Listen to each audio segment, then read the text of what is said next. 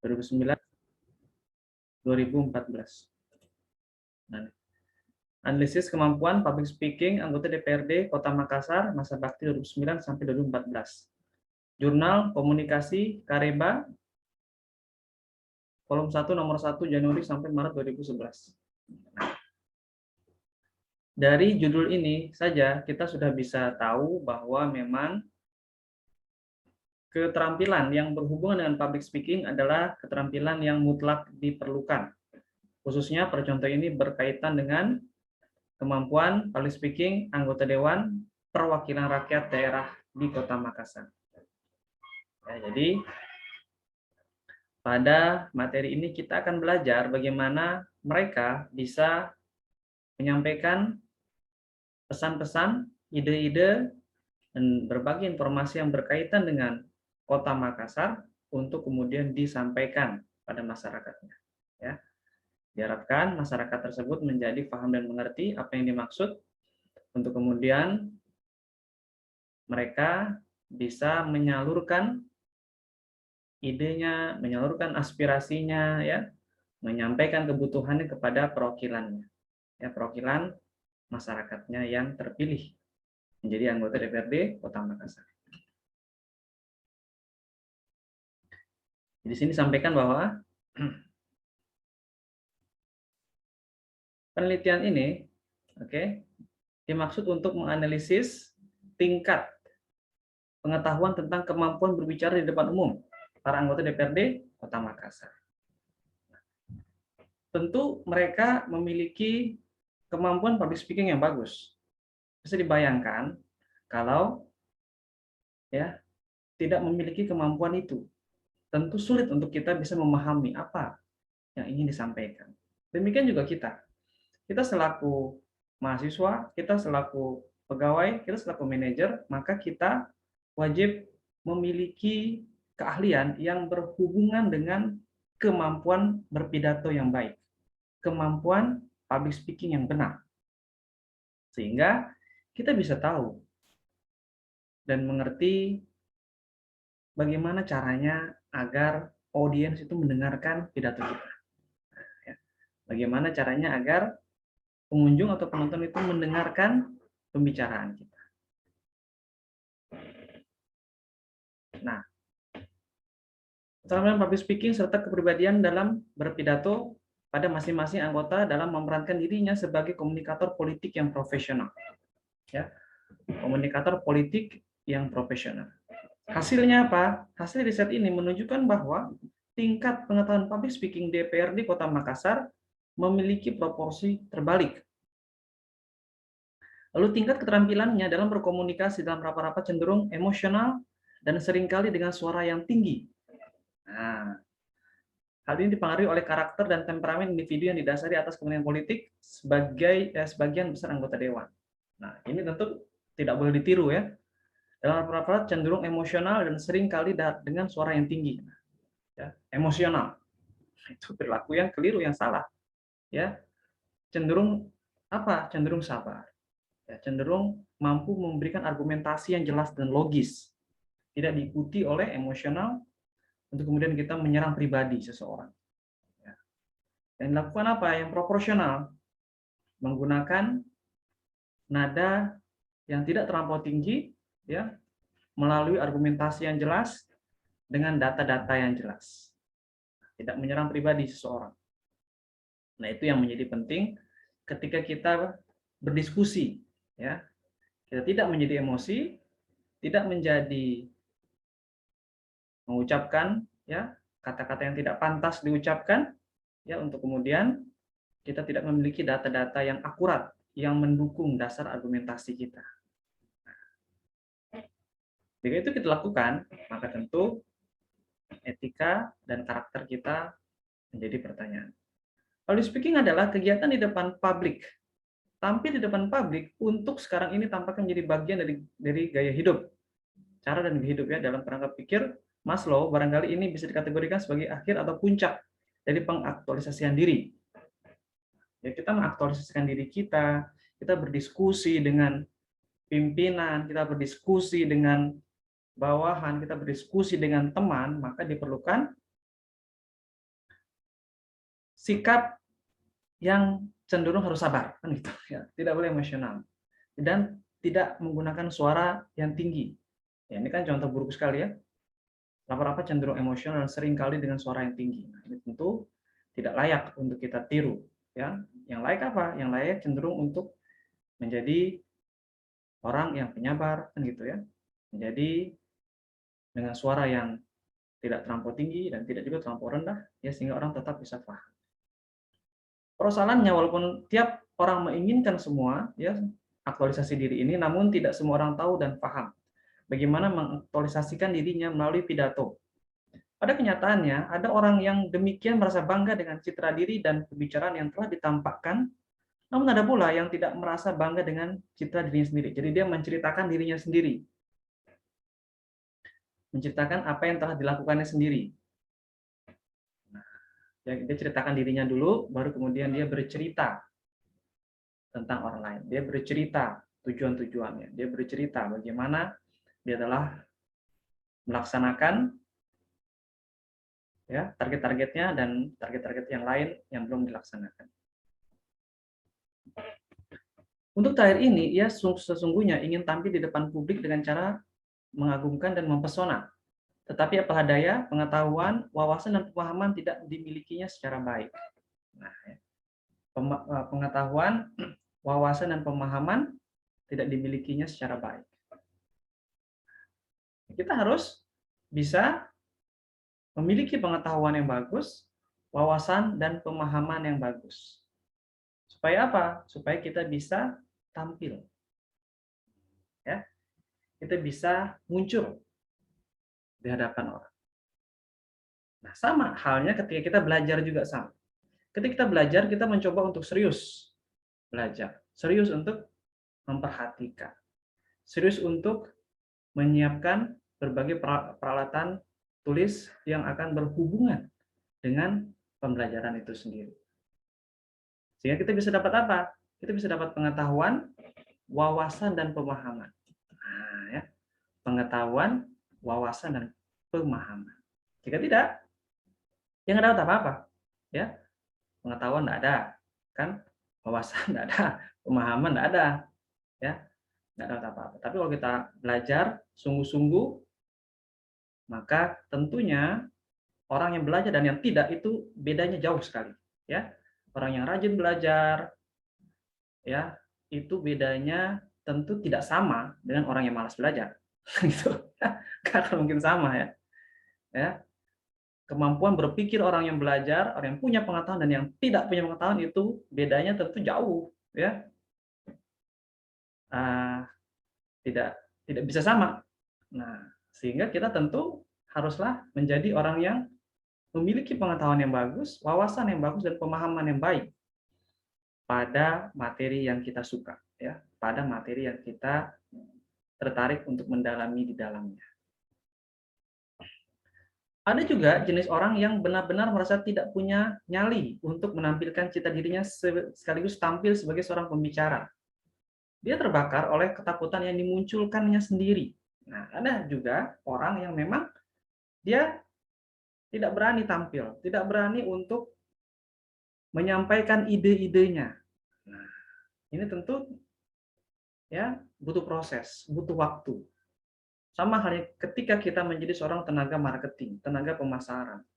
Maka awalnya ketika kita ketemu dengan orang baru, maka kita cenderung akan grogi, ya, akan nervous.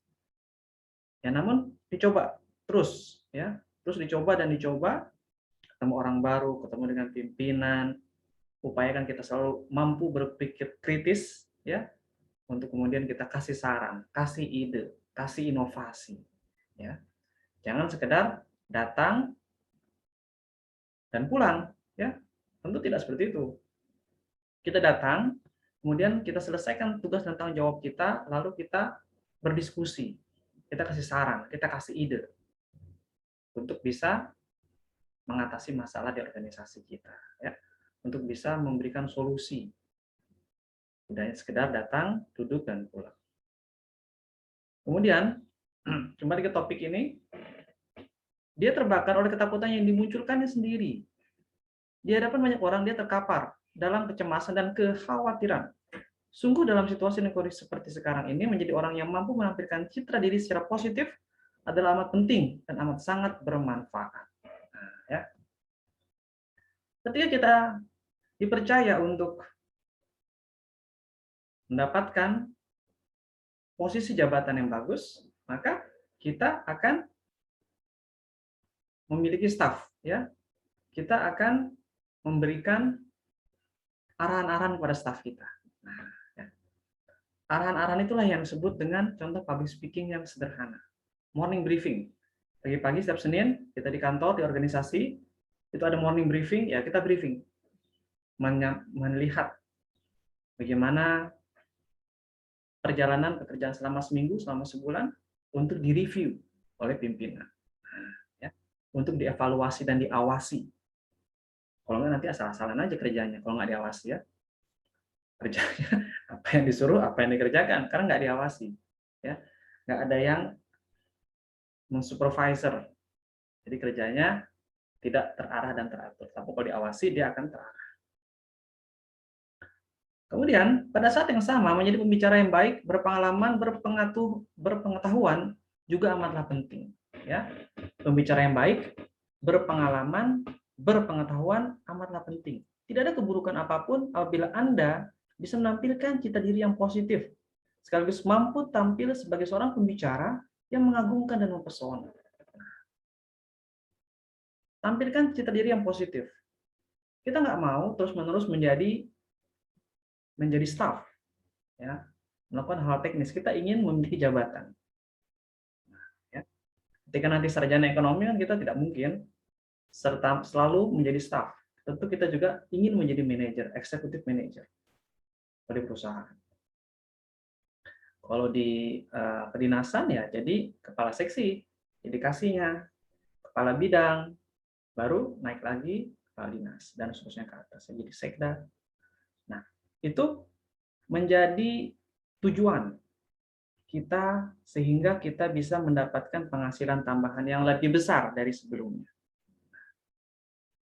Itu diperlukan apa? Kemampuan public speaking yang bagus. Bisa dibayangkan teman-teman kalau menjadi seorang pemimpin, namun kita tidak memiliki kemampuan public speaking yang baik. Ya, kita tidak bisa diskusi dengan orang, bawaannya emosi saja, ya. Bawaannya perintah-perintah saja, nggak kasih contoh yang bagus, ya nggak bisa. Orang pun cenderung akan menghindari tipikal pemimpin yang seperti itu. Kita justru memilih tipikal pemimpin yang memiliki karakter transformatif dan bukan transaksional. Nah, ya.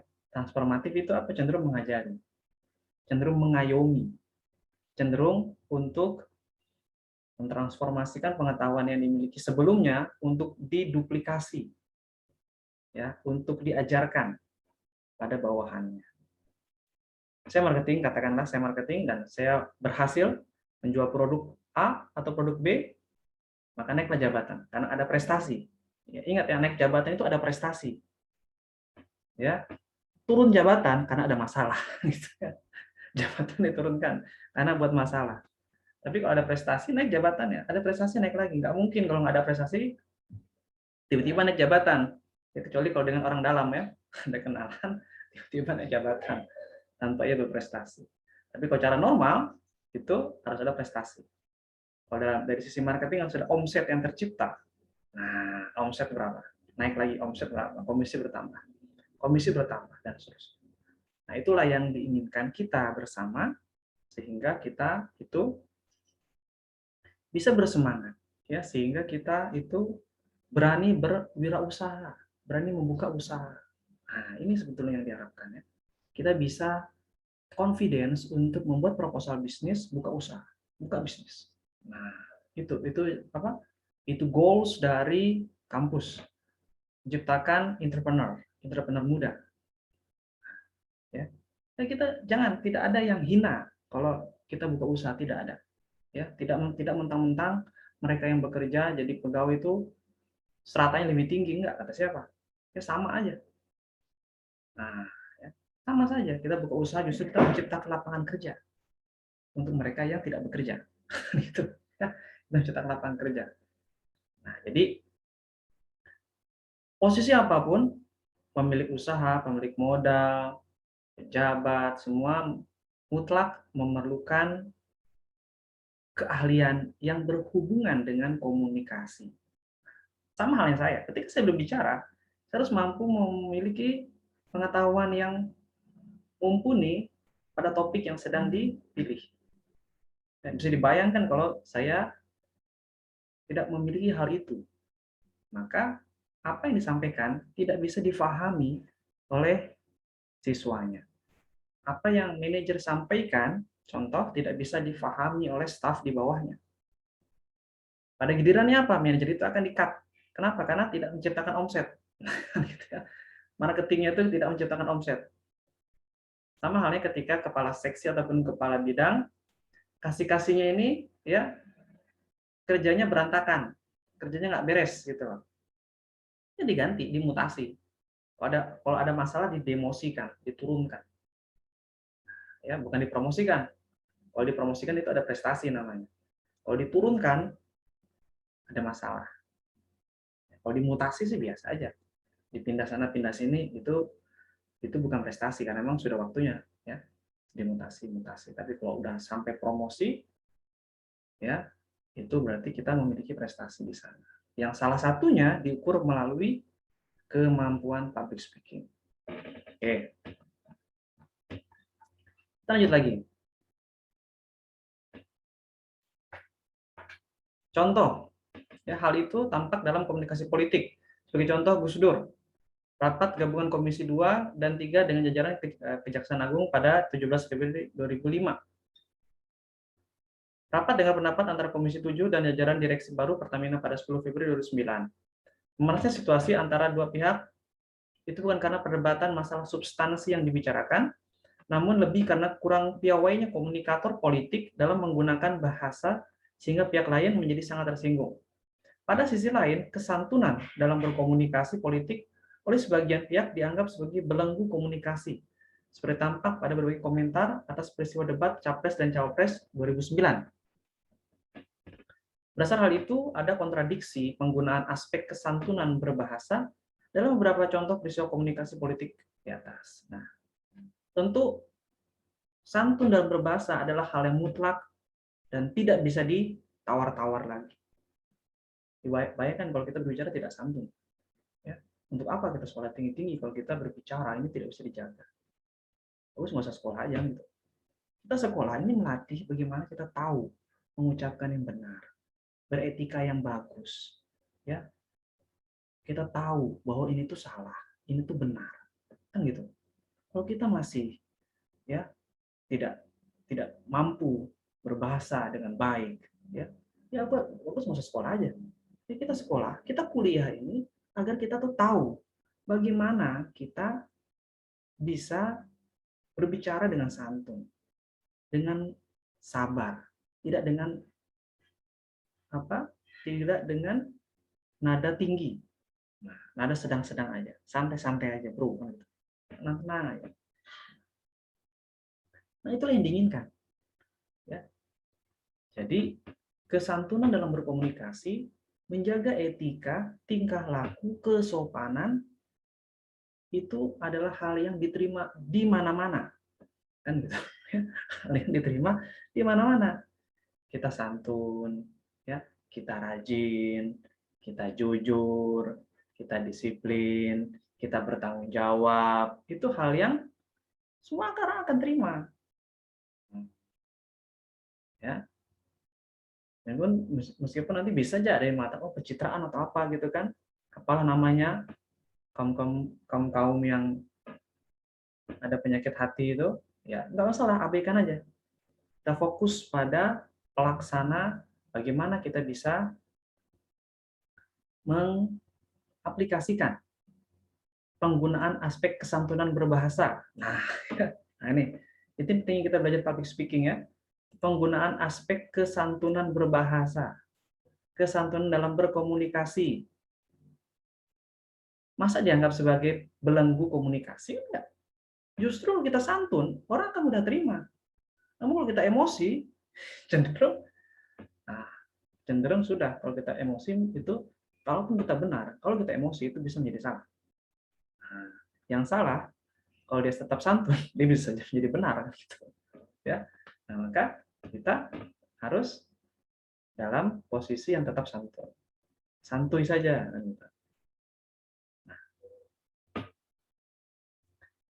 Contoh lagi, kasus Pansus Senturi 2009. Sejak dibentuk, hampir semua mengkonsumsi media massa mendapat menu reality show bercita rasa semaya. Forum pemeriksaan saksi untuk mengungkap kasus Senturi sejak awal berbalut intrik, ketegangan, serta perdebatan dari hal substansial hingga artifisial. Di tengah gegap gempitanya isu ini, mulai terasa ada hal yang mengusik keadaan publik, terutama menyangkut etika komunikasi yang dipertontonkan secara langsung dari panggung pansus yang terhormat. Nah, ini etika komunikasi yang dipertontonkan. Nah, ini baik lagi kepada etika. Kita boleh ya pintar, cerdas, IPK tinggi, bahkan nyari sempurna, kuliah kemana-mana ya, detail sudah banyak. Namun kalau kita tidak memiliki ini, tidak memiliki etika komunikasi, ya, kalau kita tidak memiliki ini, aspek santunan, ya, bahkan kalau kita malah justru menjadikan aspek emosional yang disajikan, yang ditampilkan, maka sulit orang untuk bisa menerima pendapat kita. Biasakan menegur orang itu tidak di hadapan orang lain. Biasakan kalau kita menegur orang, kita panggil di ruangan, lalu kita tegur dia secara langsung. Hindari kita menegur orang di hadapan teman-teman yang lain, karena itu akan memunculkan rasa malu. Nah, ya, kita boleh menegur, namun kita panggil ke ruangan, baru kita sampaikan. Kita tegurnya langsung di hadapan umum, itu sebetulnya itu tidak beretika. Ya. Orang akan cenderung emosi kalau dipermalukan di hadapan umum dan tidak akan diterima, tidak akan menerima. Ya. Namun kalau secara personal, face to face, menggunakan bahasa yang bagus, komunikasi yang baik, tidak emosional, maka yakinlah orang yang ditegur itu akan menerima teguran kita. Oke.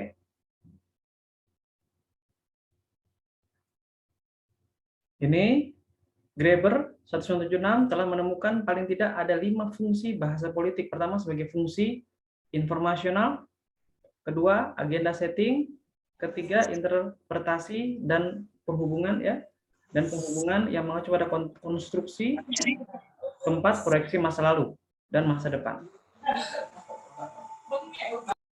Ya, jadi ada 5, yang kelima stimulasi tindakan, fungsi mobilisasi dan pengaktifan bahasa. Ya, jadi ada 5 fungsi bahasa politik. Apa saja? Fungsi informasi. Dan informasi ini akan sampai kalau disampaikan secara santun. Ya, tidak dengan emosional. Informasi akan sampai. Namun, kalau disampaikan dengan emosi, dengan bahasa-bahasa yang tidak santun, ya tentu orang tidak akan terima informasi tersebut meskipun itu benar.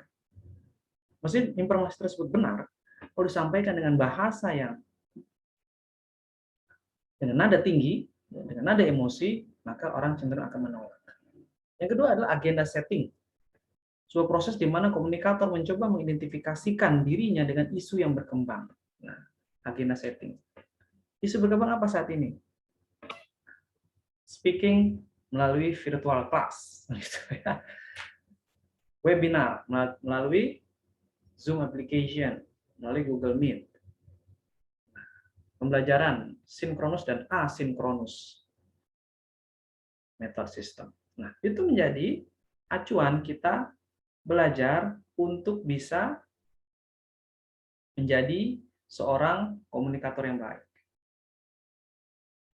Yang ketiga, interpretasi dan penghubungan yang mengacu pada konstruksi dan penstrukturan pola makna dan asosiasi yang lebih luas. Ya, jadi ada kita hubung-hubungkan antara update situasi terkini yang sedang berkembang. Gitu. Sama halnya juga ketika kita akan melakukan riset skripsi. Nah, nanti akan diseleksi nih, ya, pada skripsi, pada proposal tahun depan. Mahasiswa-mahasiswa mana saja yang rajin untuk belajar mempersiapkan riset skripsi dan yang tidak. Nah, ini kelihatan sekarang belum. Karena ini kan jarang ada yang sampai tinggal kelas ya.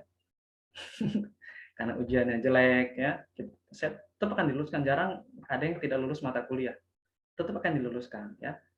Masuk kelas virtual jarang, misalkan ujian tak pernah, daftar ulang nggak pernah, tetap akan diluluskan. Ya. Namun nanti seleksinya di skripsi.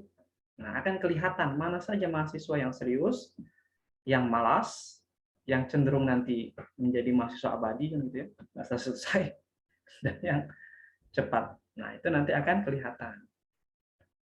Nah, saat ini memang kita masih dalam posisi belajar dan mempersiapkan sehingga nanti di semester 7 kita sudah confidence untuk proposal, di semester 8 kita sudah bisa sidang skripsi.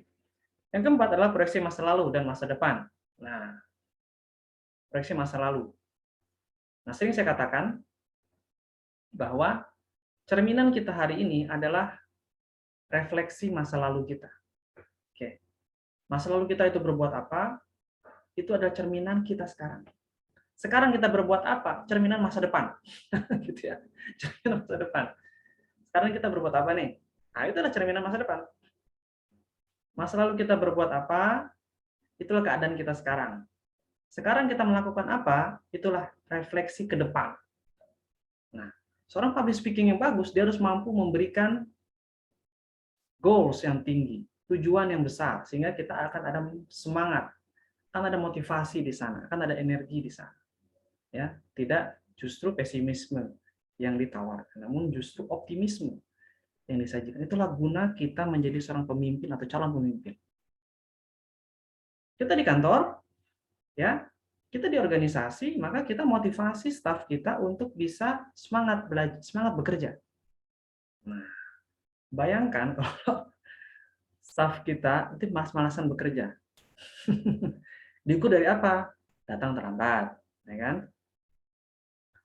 Absensi fingerprint terlambat. Oke, di kantor ngobrol, ngerumpi terus sampai jam 9, jam 10 ngerumpi, ngobrolin orang aja terus, nggak pernah kerja. Istirahat jam 11 sudah istirahat, nanti masuk lagi jam 2. Gitu ya. Jam 2, ya kan? Jam 3 udah pulang nih. Jadi masuknya akhir, pulangnya awal. Nah, itu adalah tipikal bawahan yang harus segera diganti kan gitu. Cari bawahan staf-staf yang rajin. Ya, staf yang malas itu ganti-ganti aja. Ya, kasih peringatan, kalau malas ganti. Nah, akan ada guna. Jadi, memang kita mencoba untuk memberikan motivasi, saya juga sama. Saya mencoba memberikan motivasi mahasiswa saya untuk bisa rajin belajar. Betapa bedanya mahasiswa yang rajin dan yang malas.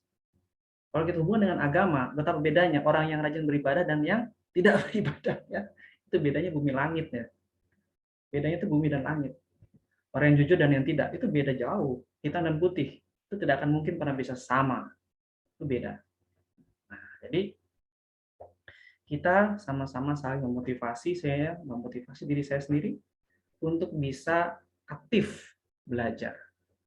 Melalui apa nih? Ini ada ya, stimulasi tindakan, fungsi mobilisasi, dan pengaktifan bahasa. Jadi ada stimulasinya. Nah, ya, ada yang dijadikan satu harapan untuk kita tuh semangat. Kita bekerja, apa harapannya? Penghasilannya besar. Melalui apa? Melalui jabatan. Kalau pengusaha, harapannya apa? Omsetnya besar. Ya, ada 10 cabang, 10 kota Pontianak. Nah, itu gerobak kita semua tuh misalnya. Ya. Ada cabang-cabang kita semua. Meningkat lagi 20 cabang. Meningkat lagi 100 cabang seluruh Kalbar. Kan gitu. Nah itu Itu adalah target-target yang memang menjadi acuan kita untuk bisa memiliki semangat. Kita memiliki energi tak terhingga ketika kita menstimulasi diri kita untuk bisa belajar, ya, untuk bisa semangat dengan sungguh-sungguh. Nah, jadi itu ya fungsi dari bahasa politik. 5 fungsi bahasa politik. Pertama, fungsi informasional. Yang kedua, agenda setting. Yang ketiga, interpretasi dan penghubungan. Yang keempat, proyeksi masa lalu dan masa depan.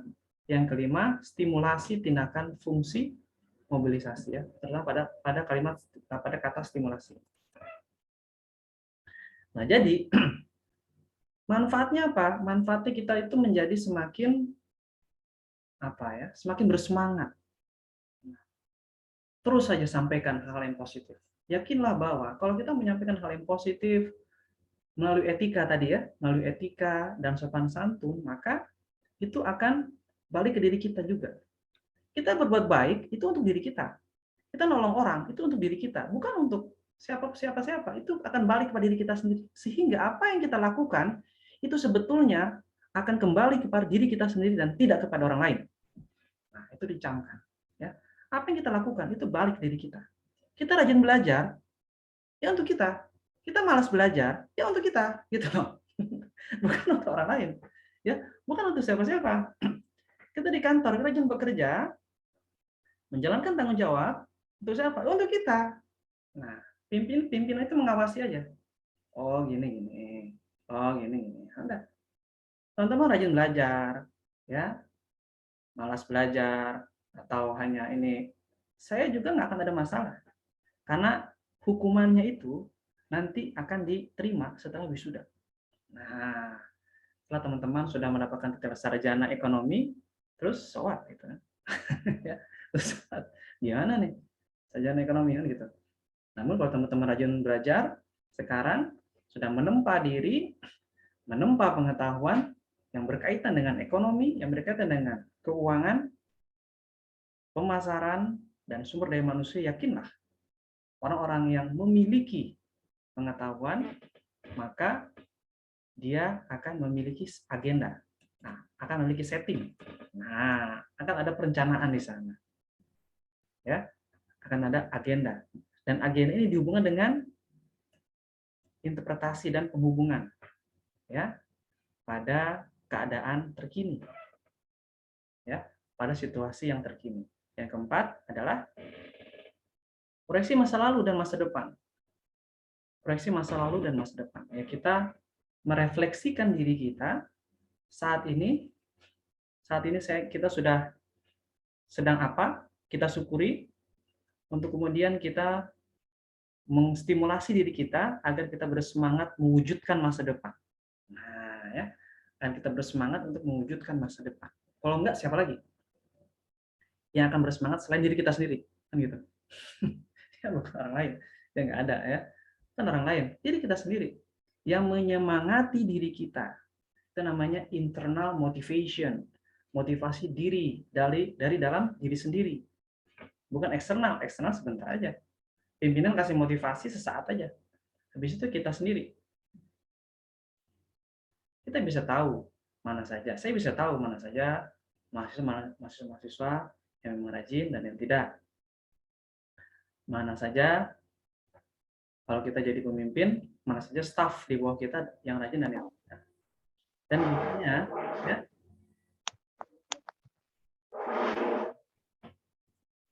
dan biasanya yang tidak rajin ini jangan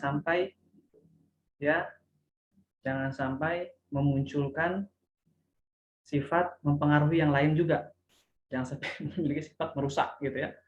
Udah nggak rajin, malas, ya. Di kantor hobinya kasbon terus kan gitu. Ya susah. Itu harus segera diganti. Menjadi kita dapat staff-staff yang memang terampil. Nah, yang rajin. Rajin datang awal waktu, pulang akhir waktu, nggak pernah izin, nggak pernah telat, nggak pernah sakit, sehat terus. Nah, gitu, ya. Sehat terus, nggak pernah izin, nggak pernah sakit, nggak kebanyakan izin gitu. ini udah datang terlambat, pulang paling cepat, izinnya kebanyakan, ya kan? Jadi susah ya. Itu ganti banyak ya. Masih banyak orang-orang baru yang berminat ya untuk bisa merubah dirinya. Nah, jadi tipikal-tipikal seperti itu menjadi penting pada pembelajaran public speaking saat ini.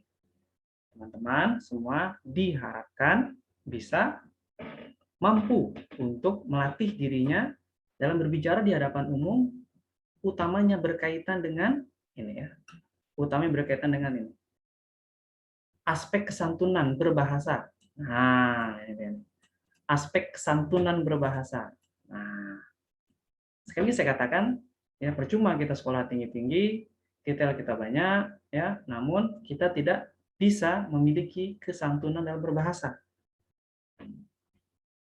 Jadi ini menjadi penting. Meskipun kita benar, kalau kita menyampaikannya dengan tidak santun, dengan nada yang tinggi, itu bisa menjadi salah. Ya, tetaplah tenang aja, cooling down aja. Nah, kebenaran itu pasti akan selalu muncul, tidak akan mungkin dikalahkan oleh yang lain. Nah, ada ya aspek kesantunan dalam berbahasa. Jangan sampai menjadi seperti ini ya. Nah, nih, dalam rapat-rapat cenderung emosional dan seringkali dengan suara yang tinggi. Ini bukan malah bagus ya, harus diganti, ini harusnya di PAW aja gitu. Yang cenderung emosional dan seringkali dengan suara yang tinggi ini tentu bukan contoh yang tepat ya. Jika kita memilih mereka menjadi wakil rakyat, kita inginkan bisa memberikan contoh yang bagus ya, sampai ke beberapa meja banting-banting. Nah, itu tentu nggak ada guna ya. Ibarat kata agama menyatakan jadikanlah sabar dan sholat sebagai penolongmu ya, sabar sholat, bukan jadikan emosi sebagai penolong. Nggak ada ya, nggak ada jadikan emosi sebagai penolong.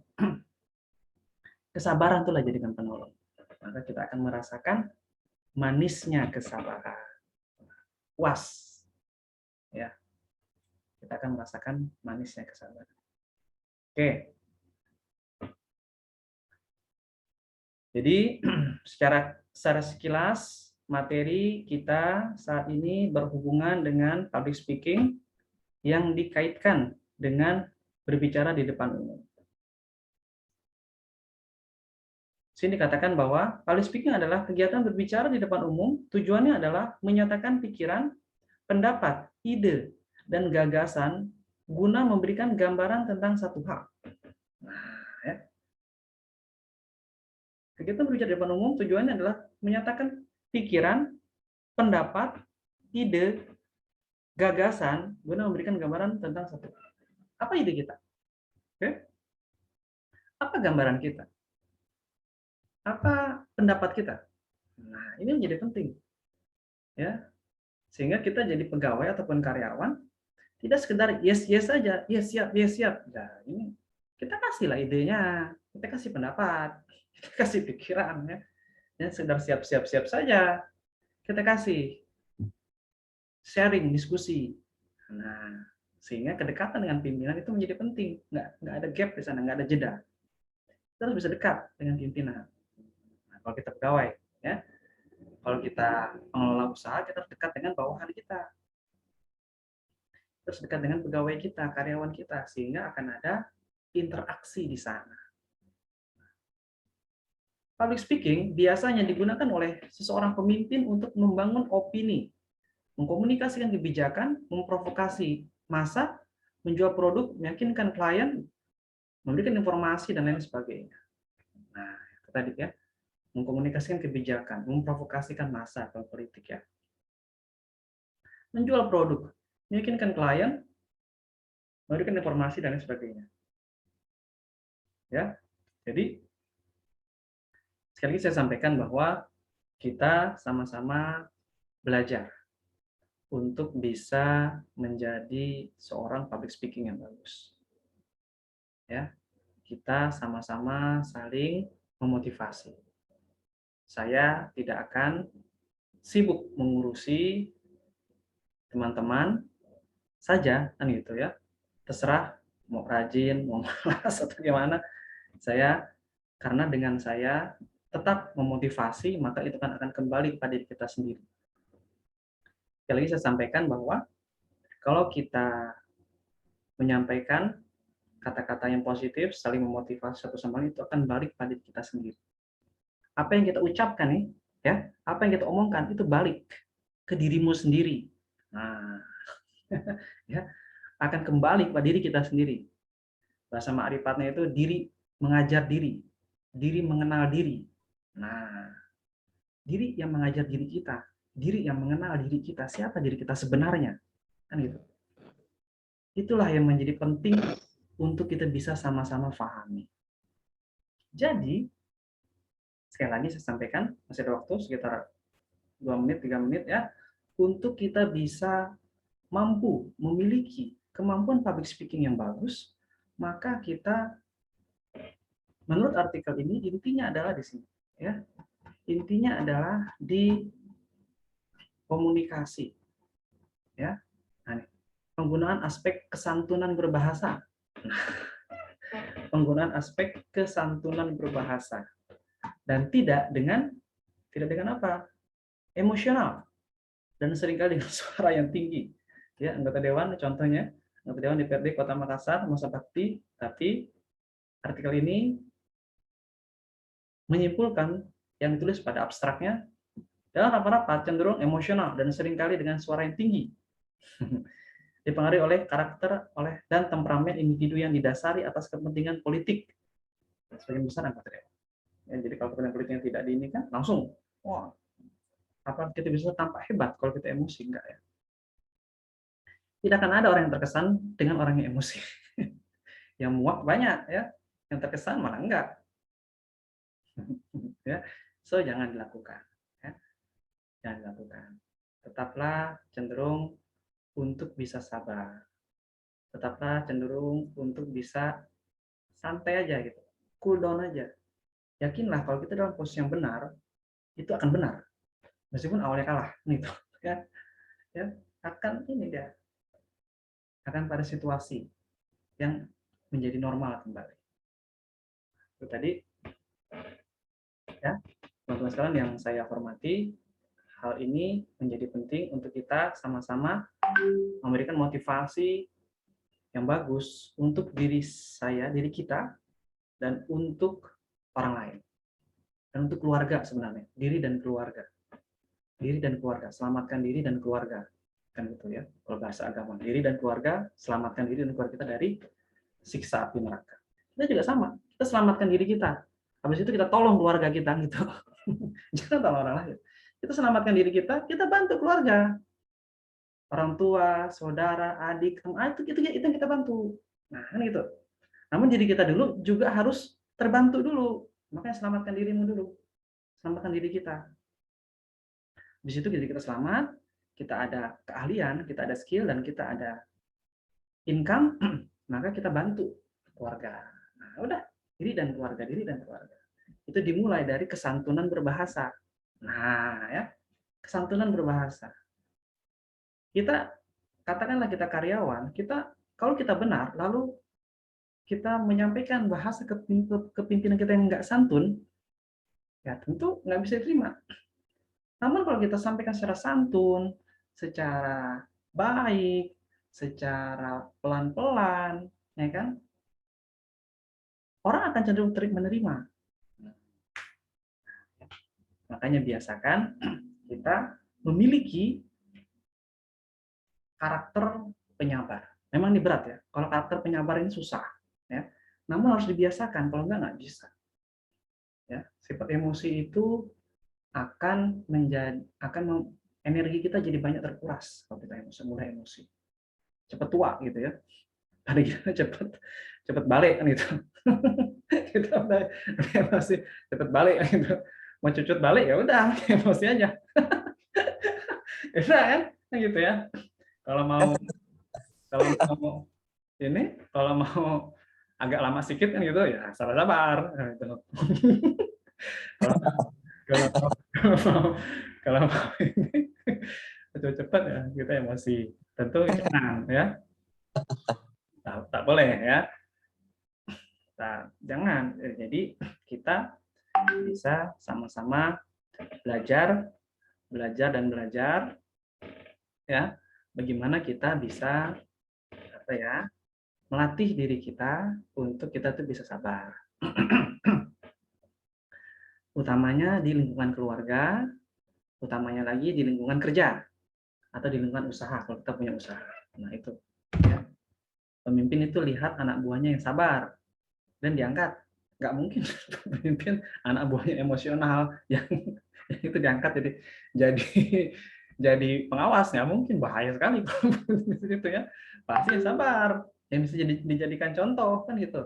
Kalau itu diangkat tuh kacau, bubar langsung ya, berhenti semua yang kerja di situ ya. Setiap hari marah-marah terus, sumpah serapah terus, fitnah segala macam kan kacau. Tapi kalau dengar kesejukan, ketenangan, kenyamanan, orang pun bisa jadi betah bekerja di sana, jadi nyaman. Meskipun katakanlah penghasilannya biasa-biasa saja, namun karena pemimpinnya ini penyabar, santuy kan gitu ya, bahasa juga enak, kita jadi cenderung betah. Meskipun kita digaji besar, tapi kalau pemimpinnya emosional, suka marah, membentak, mempermalukan kita di depan umum, itu berhenti itu pasti. Itu kalau kita bertahan pun kita susah sendiri itu. Ya, kita harus bisa tahan banting. Ya, kalau kita tetap ingin bertahan menghadapi tipikal pemimpin seperti itu. Makanya kita sebagai calon-calon pemimpin masa depan, kita hindari untuk kita memiliki sifat yang tidak penyabar.